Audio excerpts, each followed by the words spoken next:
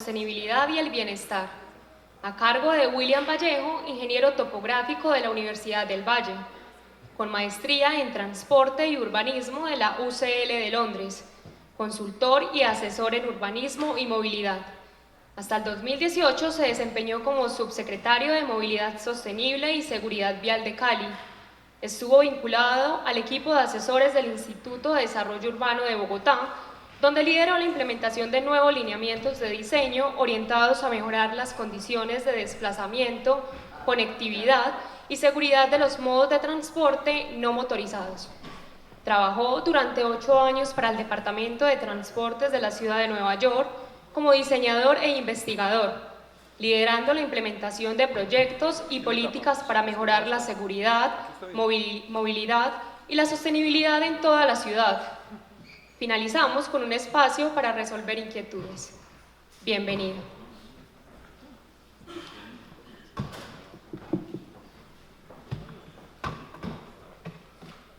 Bueno, muy buenos días para todos. Primero quiero agradecerle al municipio de Envigado, a la administración por la invitación. Hace unos minutos me comentaba a algunos que la primera charla que yo di en Colombia después de regresar al país fue aquí en el Café Otra Parte en el año 2013. Y ese día tomé la decisión de regresar a Colombia y hacer cosas, hacer ciudad en Colombia, porque pienso que tenemos que volver al país y retribuirle toda esa educación que nos ha dado. Pues yo les voy a hablar aquí del espacio público como un eje articulador para el bienestar y la sostenibilidad.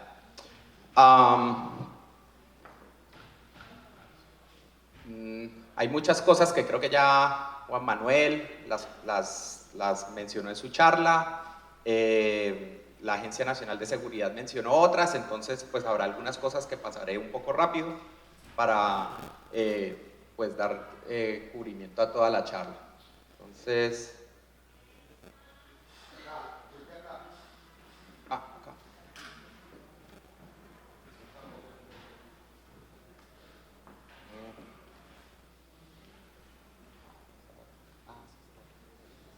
Listo.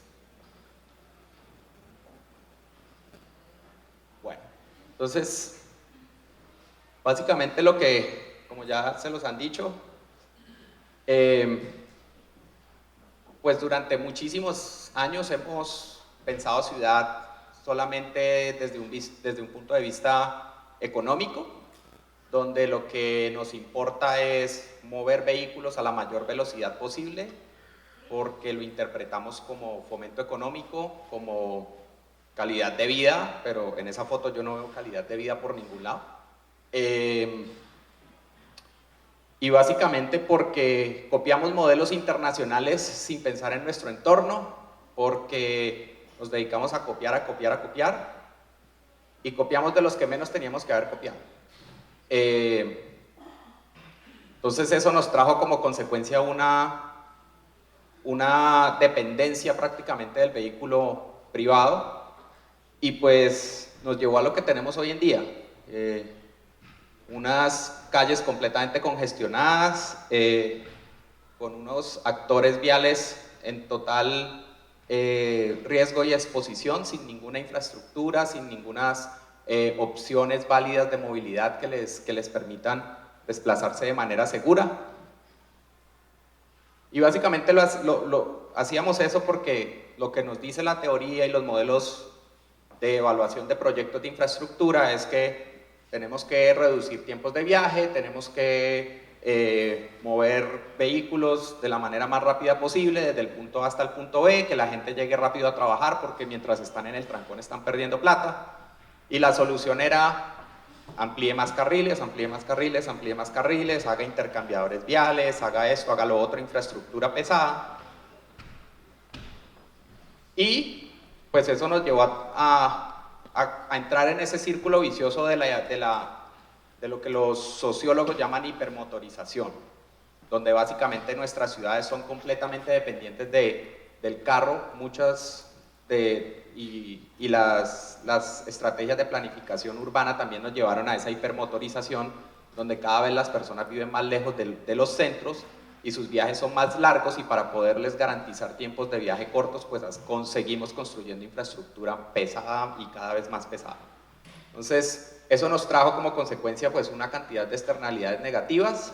Yo hoy me voy a enfocar en los siniestros viales, pero pues aquí las menciono rápidamente: inactividad física, enfermedades crónicas, y hay una relación muy marcada entre estas dos.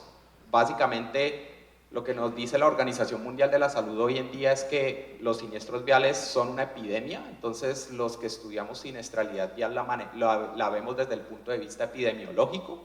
Hoy en día es la 9ª causa de muerte a nivel mundial, y para el año 2030 se estima que sea la 5ª causa de mortalidad. Entonces, es un tema bastante grave.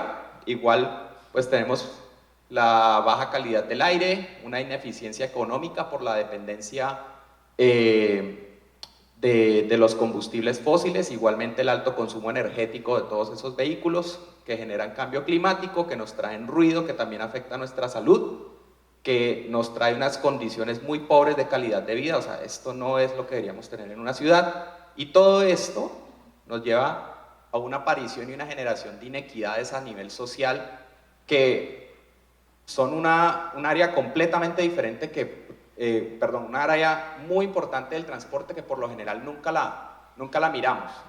Y yo soy partidario de que la gran mayoría de los problemas de ciudad se resuelven resolviendo inequidades de transporte.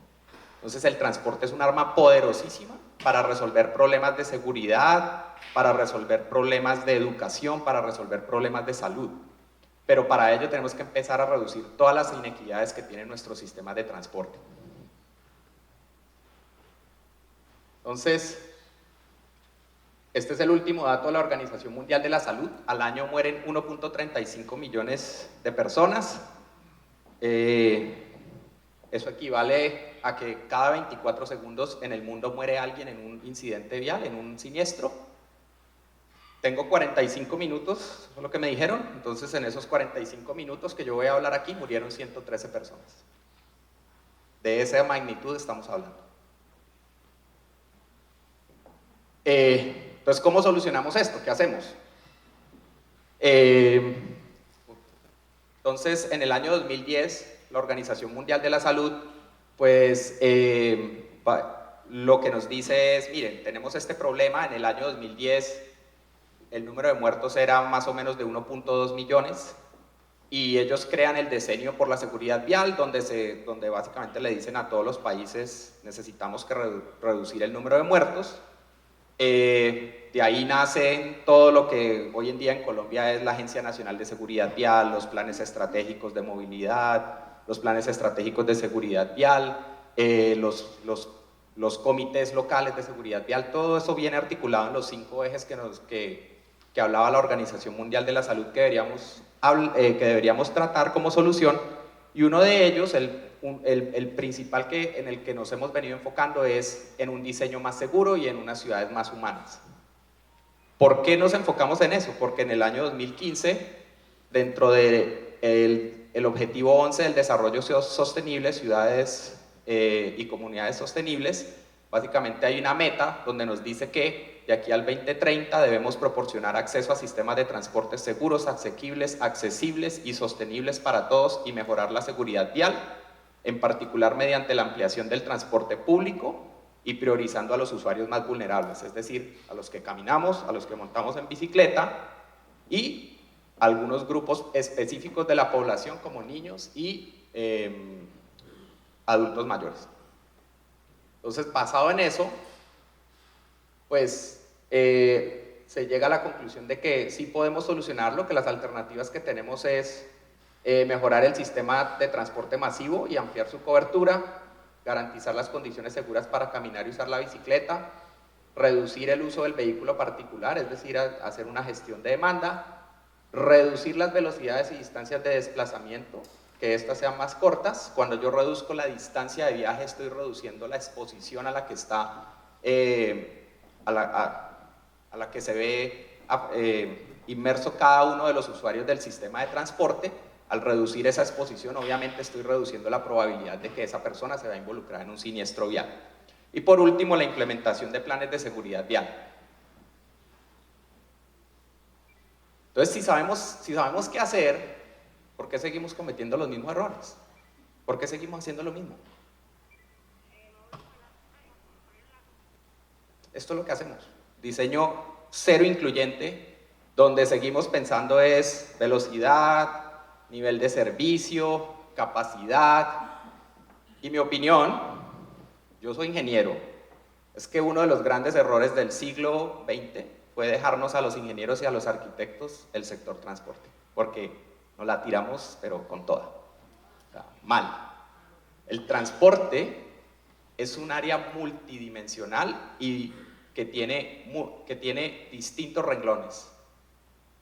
Y el renglón que nos corresponde a nosotros como ingenieros y como arquitectos y como planificadores urbanos es solamente un escalón de los muchos que tiene el transporte. El transporte es una herramienta social y debe ser manejada como una política social, no como una política técnica, no como una política económica, y mucho menos como una política ambiental, y mucho menos solamente enfocándonos en una de cada una de esas. Tiene que ser una política integral, una política holística, donde cada una de esas dimensiones que yo acabo de mencionar tenga un componente y tenga unas acciones encaminadas a mejorar las condiciones de los usuarios mediante la reducción de inequidades y desventajas que presentan en su desplazamiento diario. Pues miren, esto pasa en todo el mundo.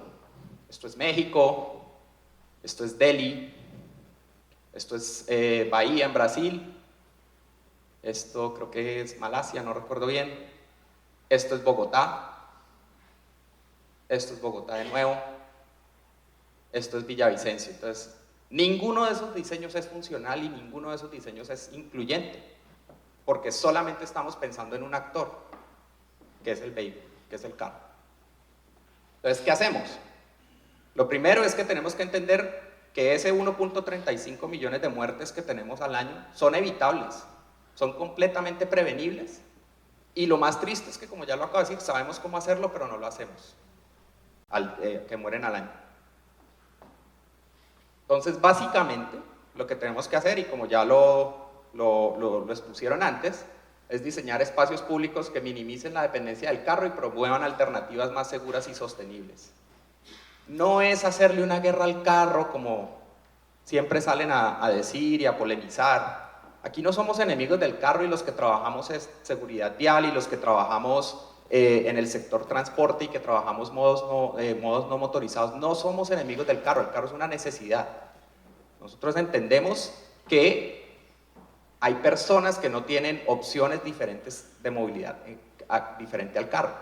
Sin embargo, lo que sí no podemos aceptar es el uso exacerbado y negativo que hacemos del vehículo particular. Entonces, el vehículo particular es una herramienta y hay que saberla utilizar. Y saberla utilizar no es tomar el carro para ir a 5 cuadras a hacer el mercado. Eso no es eficiente, no es sostenible y, pues, básicamente nos genera una cantidad de externalidades negativas que no pagamos por muchas razones. La principal es que muchas de esas externalidades que yo les mencioné ahí son muy complicadas de cuantificar económicamente. Por lo tanto, a nivel de políticas, digamos, encaminadas a que se paguen los costos de esas externalidades es muy complejo. Entonces, lo que tratamos de hacer es reducir el impacto de esas externalidades, puesto que no podemos imponer una medida, digamos, por ejemplo, como una tasa por congestión, que sí es una manera de hacer gestión de demanda a través de un cobro económico. Pero yo, por ejemplo, ¿cómo cobro exceso de ruido? Es muy difícil económicamente monetizarlo. Y hay personas que se dedican toda su vida a estudiar eso y aún no tenemos respuesta para muchas de esas externalidades, como llevarlas a una política pública que nos permita decirle a esos ciudadanos que no desean cambiar su status quo, que bueno, listo, está bien, aceptamos que tú no quieras cambiar, pero eso te tiene que costar un dinero, porque al resto de la población nos estás generando unas externalidades que no solamente te afectan a ti, sino que nos afectan a todos. Y si estamos hablando de equidad, pues entonces los que están generando son los que tienen que pagar. Entonces, Lo primero, y lo que creo que ya les han hablado también, lo escuché, no tenemos cultura para eso. Eso está aquí. Sí tenemos cultura, lo que tenemos es que dejar esa resistencia al cambio. Tenemos que aprender a cambiar. Londres, Sao Paulo, que es una de las ciudades con mayor siniestralidad del mundo. En Sao Paulo mueren personas en las vías de una manera dramática, pero están cambiando y están haciendo cosas muy chéveres. Todo esto era una vía, hoy en día son 3 carriles. Argentina, Buenos Aires, Ciudad de México, Nueva Zelanda, donde la gente convive con los carros a muy bajas velocidades, porque es que la clave está en la velocidad. Mientras yo no reduzca la velocidad, yo no puedo tener un diseño que me permita decirle a la gente, camine por Envigado, que Envigado es seguro. Los diseños tienen que ir acordes a la velocidad de desplazamiento de la urbe. Por supuesto que si yo estoy diseñando una vía que va a unir Envigado con otro municipio, es un contexto completamente diferente. Y ahí es completamente válido el manual del Invías, diseñela para 70, 80, 90, 100, lo que usted quiera. Pero cuando usted entra a una zona urbana, su contexto y sus dinámicas de movilidad cambian al 100%. Entonces no puedes tener 90 kilómetros, ni 70, ni siquiera 50, a no ser que sea una infraestructura completamente segregada. Hasta en Bogotá. O sea, es que esto no es física cuántica. Esto es sencillo. Y esto se puede hacer, pero para esto se necesita visión política y las ganas de querer hacer las cosas. Eso es todo lo que se necesita para hacer esto. O sea, querer cambiar. Es todo lo que necesitamos. Porque es que esto no es complicado. Y esto no es porque solo funcione en Europa, porque si se fijan, la gran mayoría de los ejemplos que les mostré son de Latinoamérica, son ciudades latinoamericanas. Porque antes siempre nos hablaban de Ámsterdam, de Copenhague, de todas estas ciudades que son pues como hacia donde queremos ir. Pero miren, eso era Copenhague hace 50 años.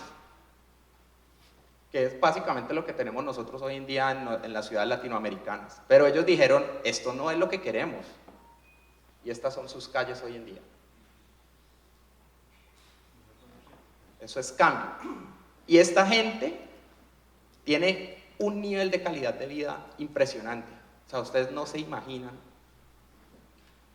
la tranquilidad que uno siente. Y así haya carros, bueno, eso es una zona peatonal en esa fotografía, pero cuando uno camina por Copenhague, así esté al lado de los carros, es tranquilo, porque la gente transita a una velocidad que está acorde al entorno en el que están envueltos.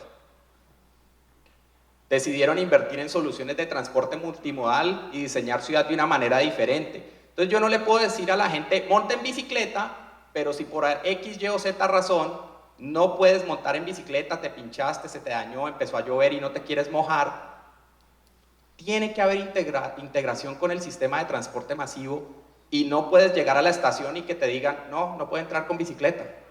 Eso no puede pasar. Eso no tiene razón de ser. Entonces, ¿qué necesitamos para cambiar? Una agenda de acciones para trabajar en conjunto. Inspirar líderes.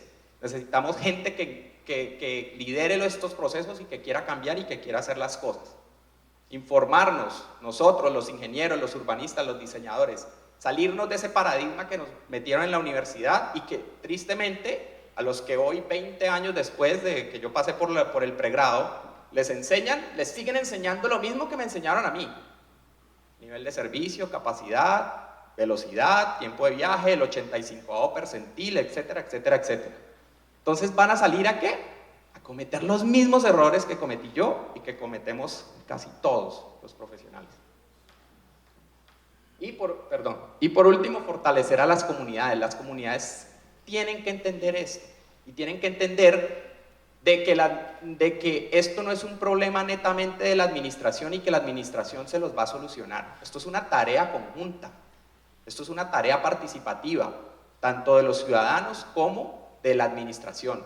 Entonces no podemos sentarnos a esperar a que la administración nos solucione todo, porque eso no va a suceder. Mientras nosotros no cambiemos también nuestra mentalidad y nuestras posiciones respecto a cómo a cómo nos desplazamos y cómo vivimos, no va a haber solución.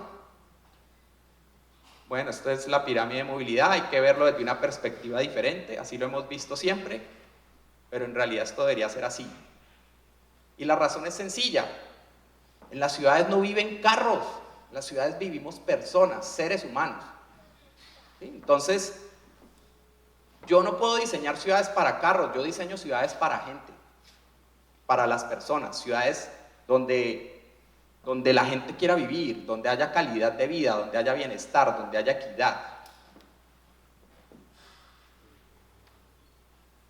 ¿Cómo lo hacemos? Entonces aquí lo que voy a hacer es darles un resumen de las distintas experiencias que yo he tenido trabajando estos temas en distintas ciudades, y básicamente se reducen a 20 principios claves. Voy a pasar muy rápido por ellos porque lo que quiero es mostrarles como lo que se puede hacer.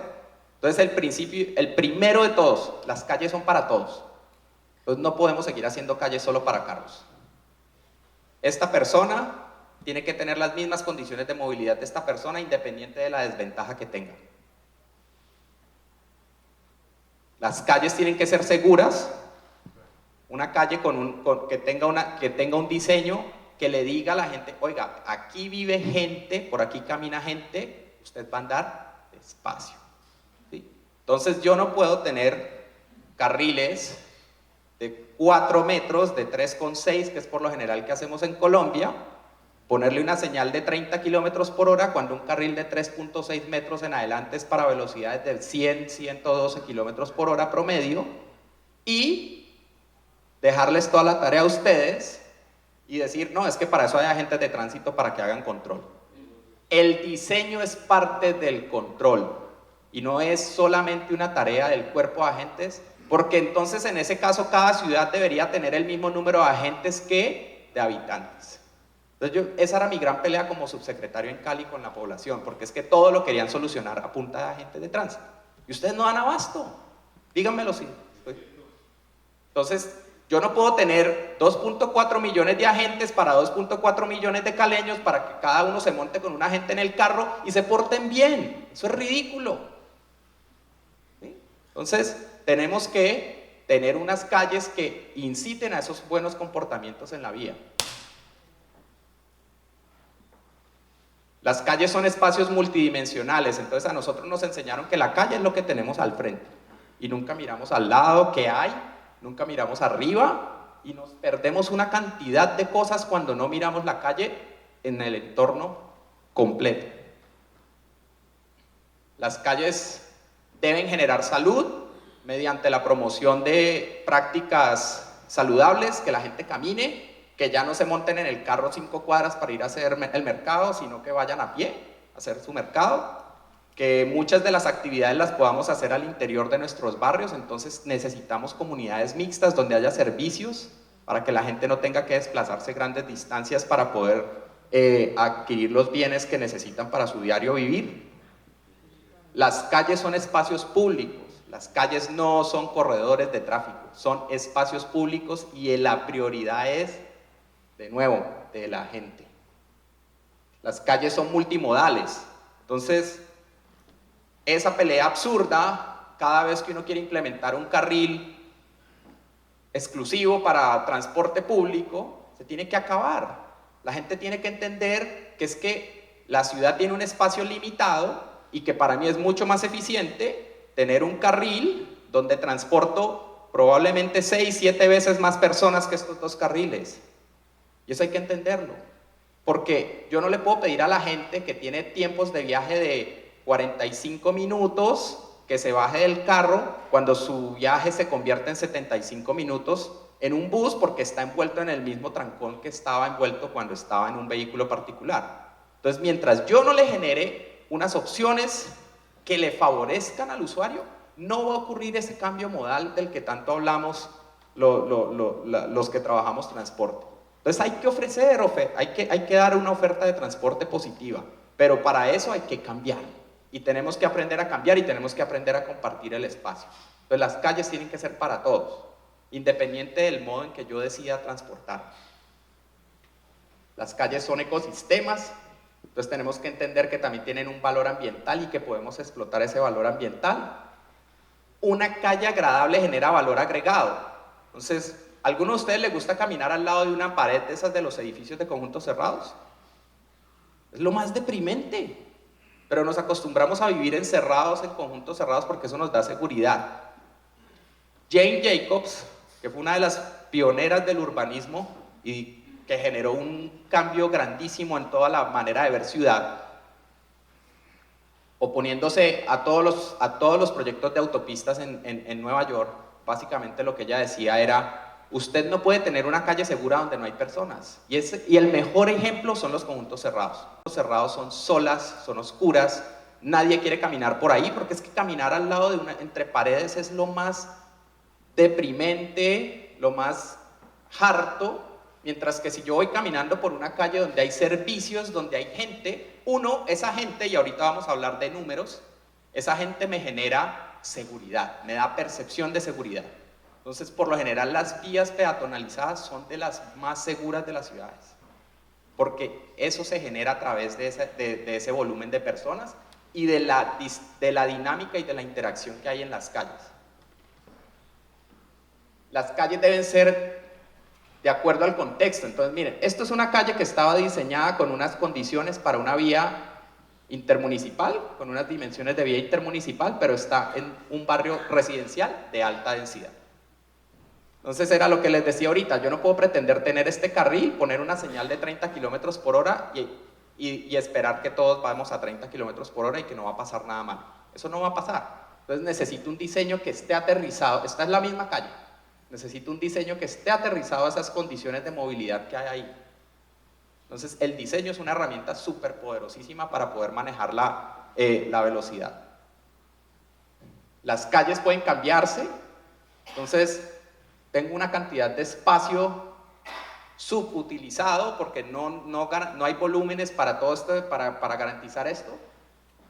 Tengo deficiencia de espacio público en mi ciudad. Todas las ciudades colombianas estamos por debajo del mínimo que dice la Organización Mundial de la Salud. Entonces, ¿qué hago? Pues genero espacio público en ese espacio, porque es que los municipios no tenemos dinero para estar comprando predios y hacer parques, y mucho menos en el centro de las ciudades. No hay espacio, no los tenemos. Entonces, dentro de nuestras vías podemos generar espacios públicos también. Las intersecciones tienen que ser pequeñas, tienen que ser compactas, para que las velocidades de desplazamiento en las intersecciones y sobre todo los giros se hagan a una velocidad que le permita a los usuarios verse los unos a los otros e interactuar de manera segura. Hay que analizarlas como una red. Muchos problemas se solucionan. Si tengo un problema aquí, probablemente lo puedo solucionar haciendo un cambio aquí, haciendo un cambio acá o haciendo un cambio acá. A veces nos enfrascamos en que la solución es en el punto donde tengo identificada una problemática específica. Integrar el espacio y el tiempo. Entonces, ayer hablaba con los técnicos del área de semaforización y les decía: ustedes tienen una herramienta poderosísima para manejar intersecciones, y el primer viaje que yo hice como subsecretario de Movilidad de Cali fue a Envigado y a Medellín a conocer su sistema de semaforización. Y el sistema que hoy en día estamos implementando en Cali es basado en lo que ustedes tienen, porque es muy bueno. La tecnología que ustedes manejan aquí y los planes, la manera como ustedes operan, es envidiable. Y ustedes fueron pioneros en eso, y nosotros vinimos a aprender de ustedes. Y hoy en día Cali tiene una central con casi todas las funciones que tienen ustedes. Aún nos falta, y nos falta mucho, porque estábamos en Windows XP y ustedes ya iban en Windows 10. ¿Sí? Entonces, estamos en eso, pero estamos haciendo la tarea.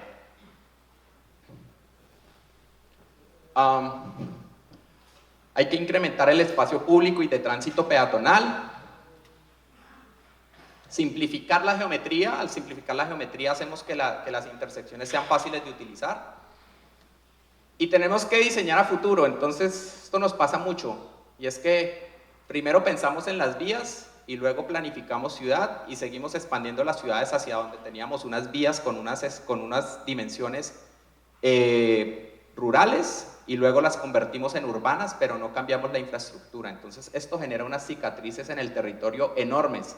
Cicatriz en el territorio es sinónimo de inequidad, es sinónimo de desigualdad económica, es sinónimo de desventaja de transporte, de pobreza de transporte, de desventaja de servicios, de una cantidad de cosas. La infraestructura es uno de los elementos más segregadores que tenemos en las urbes. Es impresionante la manera como segregan. Entonces, ¿cómo cambiamos? ¿Cómo hacemos esto y cómo lo hacemos económico? Entonces, básicamente tenemos un montón de herramientas. Esto no se trata de construir puentes, esto no se trata de construir túneles, esto no se trata, no, son unas herramientas muy sencillas que están a la mano de cualquiera de nosotros en los entes territoriales. Podemos utilizar giros retardados, giros restringidos, extensión de separadores, eliminar movimientos, asignación de carriles. En pocas palabras, hacer que la calle sea fácil de usar. Eso es todo lo que uno debe hacer. Entonces podemos pasar de una calle así a una calle así. ¿Sí ven la diferencia en las esquinas? Miren cómo la intersección se vuelve más compacta. Pasamos de una intersección ancha a una más angosta, con unos radios de giro mucho más pequeños. ¿Eso qué obliga? Que el carro gire más despacio y que pueda ver al peatón cuando el peatón está en la cebra y no lo atropelle. El actor más vulnerable en este momento en Colombia es el peatón y el motociclista, pero ya lo explicó Juan Manuel también cuáles son las condiciones de vulnerabilidad de los motociclistas. Y tristemente, los que más matan peatones son los motociclistas. No sé aquí, no conozco los datos de aquí de Envigado, pero en Cali es así, en Bogotá es así. Las intersecciones tienen que ser en ángulo recto para mejorar las condiciones de visibilidad. Tenemos que tener cebras. Me encantó ayer cuando hicimos el recorrido y cebras en todas las esquinas. Eso es maravilloso. O sea, eso no lo tiene ni Nueva York. Ustedes no se imaginan el dolor de cabeza que era poner una cebra en Nueva York donde no había un paro, donde no había un semáforo. Es prácticamente casi imposible. Y aquí ustedes lo tienen. Y de verdad los felicito. O sea, eso es increíble tener. En todas las ciudades debería haber cebras en todas las esquinas, haya o no haya control, porque es que en el momento en que yo pongo el pie en esa cebra, todo el mundo debería parar, porque yo soy la prioridad de la pirámide de movilidad. Pero aquí no, aquí somos tan conchudos que le pitamos al peatón para que ni siquiera haga esto. Sí, o sea, el carro viene y lo ve en la esquina y usted va a pasar y le pitan para que usted no pase. De ese nivel estamos en Colombia. ¿Sí? Entonces, transiciones y convergencias claras, infraestructura para bicicletas, semáforos inteligentes, todo eso lo tienen ustedes. Son herramientas que están a la mano y pueden cambiar. Rampas peatonales, islas de refugio, cruces peatonales intermedios en cuadras que son muy largas. ¿Por qué razón tenemos que obligar a los peatones siempre a cruzar por la esquina cuando tenemos cuadras de 200, 300 metros de largo? Es que yo voy a pie, usted va tranquilo en un carro que lo está moviendo, usted no está haciendo ningún esfuerzo, yo sí estoy haciendo un esfuerzo físico. Entonces, yo también tengo derecho a tener que cruzar a unas distancias cortas, no simplemente en las esquinas. Creación de espacio público, olas verdes, intervalos de prioridad peatonal. El intervalo de prioridad peatonal, creo que tú me hiciste una pregunta ayer y no te la contesté. Sí hay una manera de hacer los todos verdes que ustedes hacen para los peatones.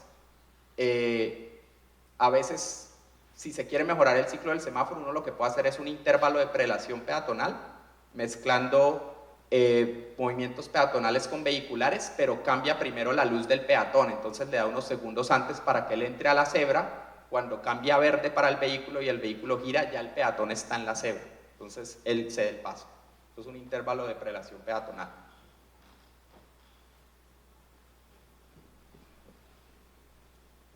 Ciclos semafóricos variables. Entonces no podemos tener el mismo tiempo de la hora pico de la mañana, tenerlo en la tarde y tenerlo al mediodía, porque la dinámica de la ciudad no es igual las 24 horas.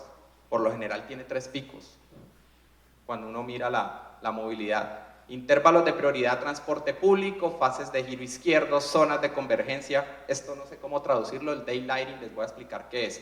Es básicamente cuando es remover el estacionamiento de las esquinas, que ustedes lo hacen con los ochaves, con las extensiones de esquina, para garantizar la visibilidad del peatón en la esquina. Eso es daylight. Entonces, eso es una herramienta súper poderosísima de seguridad vial. Y aquí está, esto lo hacen ustedes, es que esto no es, vuelvo y repito, esto no es física cuántica. O sea, de verdad, a mí me dio mucha alegría ayer cuando hicimos el recorrido y yo veía todo esto que ustedes están haciendo, porque es que ustedes no se imaginan el dolor de cabeza que es hacer esto en Cali. O sea, es tremendo la dificultad para uno poder hacer ciudad en este país. Extensiones de esquinas, eliminar movimientos peligrosos, fases dedicadas a giro izquierdo, carriles de estacionamiento, cambios en la red semafórica, y podemos tener mejores ciudades. Entonces, eliminar accesos de bajo volumen, ortogonalizar intersecciones, progresión semafórica variable, y por último, dietas viales. Entonces, miren toda la cantidad de espacio que estaba subutilizado y que se puede convertir en espacio público. Y yo les aseguro que aquí ustedes tienen más de una intersección de este tipo, que la pueden transformar y generar espacio público sin necesidad de adquirir predio. Entonces, todas esas herramientas se reducen a 5 estrategias, y esta fue la manera como la operacionalizamos en Nueva York. La primera estrategia es, la calle tiene que ser fácil de usar.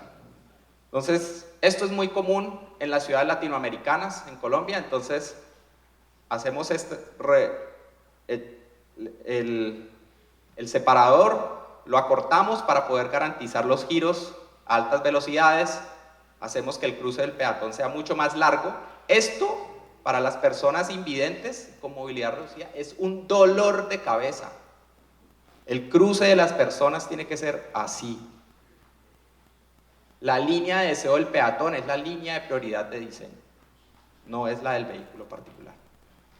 Y tampoco la geometría debe estar enmarcada por las dimensiones de los vehículos. Entonces, lo que decíamos ayer, usted no puede diseñar una ciudad para el carro de bomberos más grande que hay en el mercado, de bomberos que se ajuste a las dimensiones geométricas de su ciudad.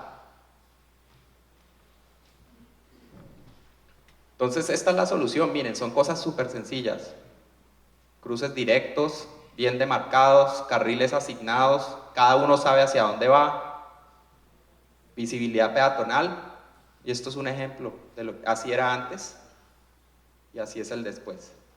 Y estos son proyectos que se hacen en 6 meses sin ningún problema.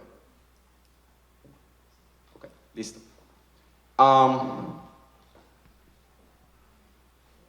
Lo que hablaba ahorita, crear seguridad mediante los números, entonces agrupar los usuarios en pelotones para que sean más visibles. Crear pelotones de vehículos, que las intersecciones, yo sé que esto, uno ve esto y uno dice, ¿qué es esa vaina? O sea, uno cómo entiende eso. Pero miren cómo era antes. Y esta es la entrada a un parque, al segundo parque más grande que tiene la ciudad de Nueva York. Antes de esto, cuando esto era así, la gente no iba al parque. Un año después, con esta implementación, el número de usuarios en el parque creció 96%. Porque es que la gente le parecía inhóspito el punto de entrada al parque. O sea, no era nada agradable caminar por ahí. Hacer del invisible visible, garantizar el contacto visual. Entonces, esa es la importancia de esto que tanto la gente discute, que por qué hacemos estas extensiones en las esquinas, que estamos reduciendo carriles, etcétera, etcétera. Porque es que cuando usted hace esto, mueve este peatón que estaba en esta esquina, ahora lo mueve acá y lo está poniendo dentro del triángulo de visión del conductor. Entonces, usted puede ver al peatón y evita la colisión. Además, esto es un daylighting. Entonces, este vehículo, si estuviese acá, sería mucho más difícil ver al peatón. Cuando yo hago un receso ahí en ese carril de estacionamiento, pues es mucho más fácil verlos. Escoger calidad sobre cantidad, por favor. O sea, 10 carriles que funcionen mal no me sirven de nada. Prefiero tener 3 que funcionen bien. Y lo mismo en las intersecciones. De nada me sirve una intersección con 6, 7 accesos, donde 3, 4 de ellos tienen muy bajo volumen, y yo perfectamente puedo transformar uno de esos accesos en una peatonalización, como se hizo aquí en Times Square, que es básicamente el ejemplo que está acá abajo. Este acceso que tenía bajo volumen se convierte en un espacio público. Y por último, ver más allá del problema. Entonces, si yo tengo un problema acá, muchas veces la solución puede estar desde 3, 4 manzanas atrás.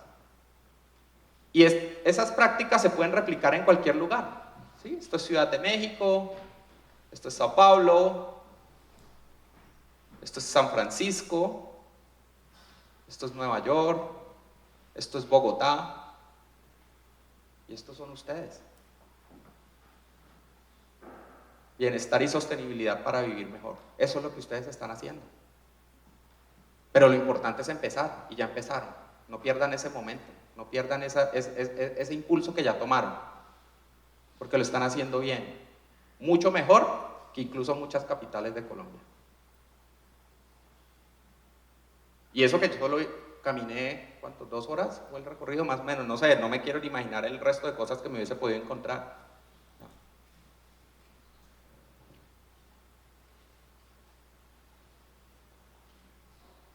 Entonces yo cierro con esta frase de Lewis Mumford, y es lo que le digo a todo el mundo siempre cuando yo presento, y es: nos tenemos que olvidar del automóvil y tenemos que hacer y construir ciudades para amantes y amigos. Las ciudades son para las personas, no para los carros. Ese es mi mensaje.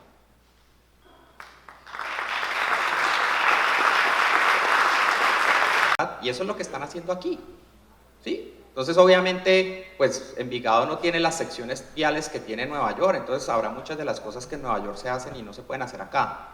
Ni tiene las secciones viales que tiene Sao Paulo, pero con lo que tienen están aplicando las herramientas y las están aplicando bien. Ahora bien, mientras sigan construyendo infraestructura pesada para garantizar movilidad vehicular a altas velocidades, la siniestralidad no va a reducir. Por eso yo lo repetí varias veces en la ponencia, y es: la velocidad mata. Entonces, esas fotos que yo mostré son de barrios residenciales a baja velocidad, y yo te aseguro que si miran las cifras, muy probablemente hay una reducción de siniestralidad. También hay que entender que la reducción de siniestralidad no pasa en 1 año, ni en 2, ni en 3. Esto es un tema que toma, o sea, en periodos de 4 o 5 años, uno puede esperar una reducción del 15-20%. Sí, por eso es que hay que tomar acciones ya, porque es que esto no cambia de la noche a la mañana. Entonces, son cosas que realmente para poder cambiar eso de la noche a la mañana hay que tomar decisiones drásticas que en la gran mayoría de los casos generan unos impactos negativos que tienden a que la gente genere oposición hacia las medidas. Entonces, también hay que tener un balance en eso, porque es que tú no puedes entrar y cambiar el status quo de la noche a la mañana cuando la gente lleva toda una vida viviendo de una manera, ¿sí me entiendes? Pero sí hay que empezar a cambiar y hay que empezar a concientizar. Lo otro que tú decías era la parte de educación. Esto que yo mostré aquí es 1/3 de la política. Sí, esto es una política holística, y yo solamente me concentré en infraestructura y en diseño, que es el 33%. Esto tiene que ir de la mano con una política de educación y de campañas de cultura ciudadana, que es lo que tú mencionas, y tiene que ir con un 33% que es control, ¿sí? y hacer valer la norma.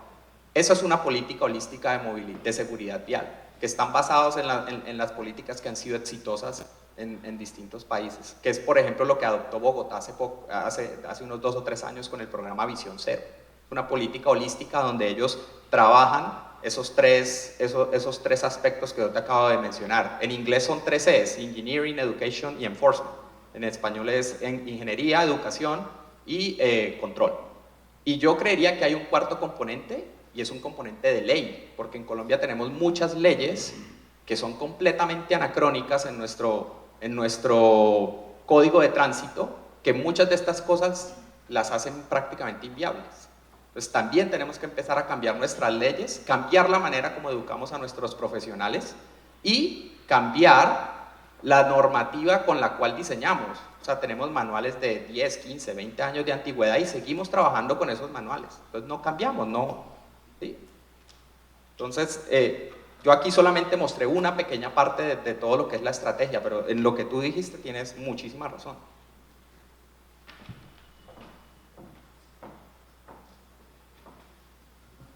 Agradecemos al ingeniero William Vallejo por su intervención.